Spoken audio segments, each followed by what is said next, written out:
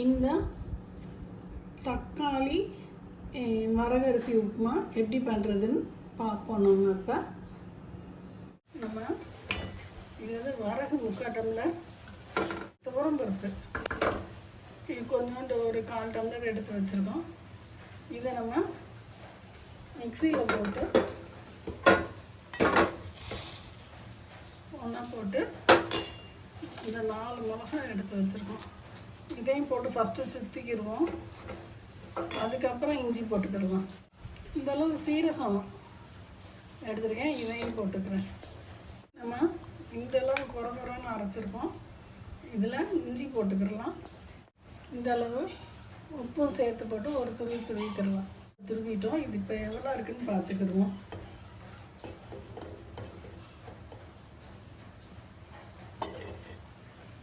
இப்போ நமக்கு 1.25 டம்ளர் போல் இருக்குது. இப்போ நம்ம 1.25 டம்ளர் நமக்கு வந்து கிடச்சிருக்கு. இதுக்கு நான் 2 பங்கு தண்ணி, 2.5 டம்ளர் தண்ணி எடுத்து வச்சுருக்கேன். இப்போ இந்த 1.25 டம்ளர் வரகையும் இந்த துவரம்பருப்பையும் போட்டு இந்த 1/2 டம்ளர் தண்ணி இருக்குல்ல, இதை ஊற்றி கொஞ்ச நேரம் ஊற வைப்போம். இது வந்து இந்த தண்ணியில் வந்து ஊறிக்கிட்டு இருக்கட்டும். நமக்கு இந்த மாதிரி கலந்து விட்டுருங்க. இது 1/2 டம்ளர் தண்ணி ஊற்றி நம்ம இதை ஊற வச்சுருக்கோம். இது ஒரு 1/2 அன் ஹவர் ஊறட்டும். அப்போ தான் அந்த வரகு வந்து வேகும். இந்த நம்ம 2 டம்ளர் தண்ணி வந்து நம்ம வந்து உப்புமா பண்ணும்போது போட்டுக்கிறோம். இதுக்கு நான் ஒரு 4 தக்காளி எடுத்து வச்சுருக்கேன். இது வெந்ததுக்கப்புறம் போட நமக்கு வந்து தக்காளியில் வந்து அளவு கூட்டிரும், தண்ணி ஆயிரும். அதனால இந்த தக்காளி அளவுக்குள்ள தண்ணியை நம்ம எடுத்து வச்சுருவோம். இந்த அளவு தண்ணி வந்து நமக்கு தேவைப்படலை. இப்போ நம்ம 1.25 தான் ஊற்றி நம்ம வேக வைக்க போகிறோம். இந்த தக்காளியை கழுவி இதை மிக்சியில் ஒரு சுற்றிக்கிடலாம். 4 தக்காளியை இதில் போட்டு ஒரு சுற்றிட்டு வந்துடலாம். நம்ம இந்த மாதிரி அரைச்சிருக்கோம். சும்மா 1-2 கூட அரைச்சா கூட ஒன்றும் பிரச்சனை இல்லை. இது நம்ம ஓரளவு இந்த வரகு ஊறினதுக்கப்புறம் இன்னொரு 1/4 மணி நேரம் 1/2 மணி நேரம் கழித்து நம்ம பண்ணுவோம்.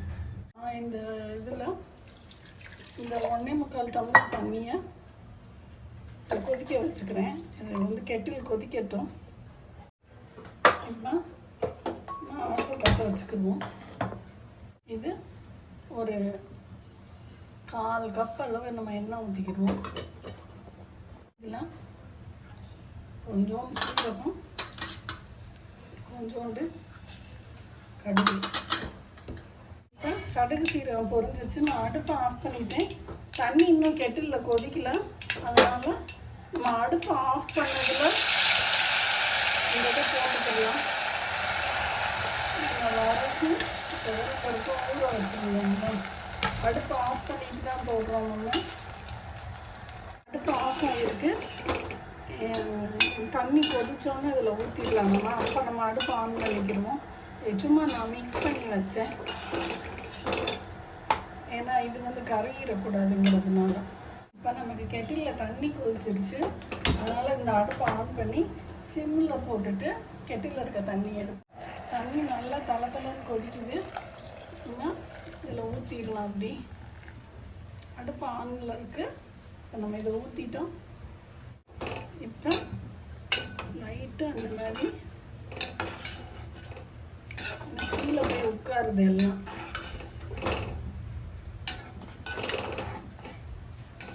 லைட்டாக கிண்டிட்டு கொஞ்சோண்டு வேக விட்டு நம்ம அந்த தக்காளி போட்டுக்கிடலாம். ஏன்னா இப்பயே போட்டுக்கணும்னா இருக்கிறதும் வேகாது. 5 மினிட்ஸ் கிண்டிக்கிடலாம். இப்போ நம்ம இந்த தக்காளியை அதில் போட்டுடலாம். தக்காளியோடு சேர்ந்து வேகட்டும். ஒரு கிண்டி விட்டுருங்க.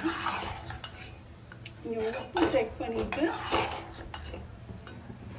நீங்கள் வந்து உப்பு மட்டும் பார்த்து போட்டுக்கோங்க. இது வந்து நம்ம நல்லா கிண்டிட்டு இந்த மாதிரி ஒரு மூடி வச்சுருங்க. இப்போ பாருங்கள், ஒரு 10 நிமிஷம் ஆகிருக்கு. நம்ம கிண்டவே இல்லை. இந்த மாதிரி ஒரு கன்சிஸ்டன்சி வந்துருக்கு. இப்போ நம்ம கிண்டிக்கிடலாம்.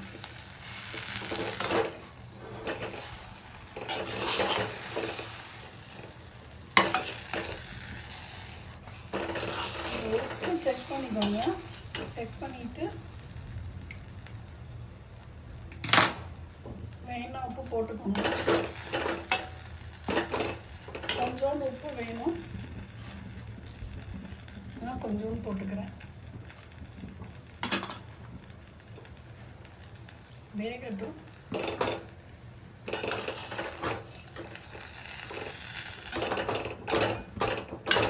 மூடி வச்சிருங்க. இப்போ நமக்கு ஒரு 25 நிமிஷம் ஆயிருக்கு. இப்போ பார்ப்போம்.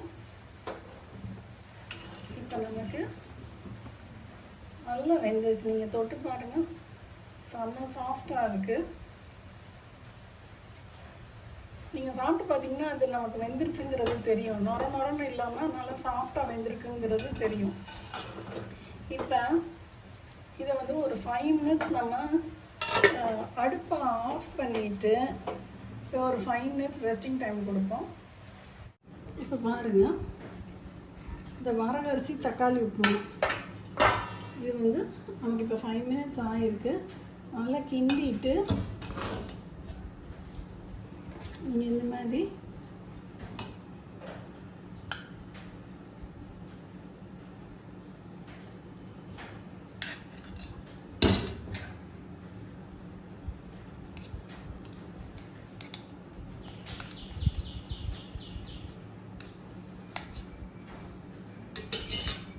பண்ணிட்டு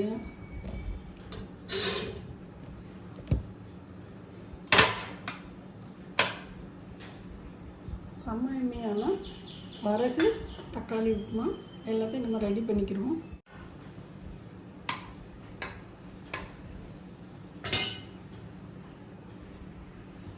செகண்டு,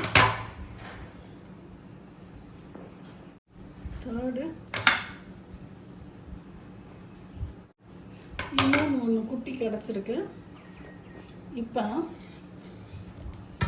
இந்த சட்டியில் வந்து இப்போ வந்து நமக்கு வந்து ஆடை இருக்குது. இந்த ஆடையும் நம்ம சாப்பிட்றலாம், தெரியுதா?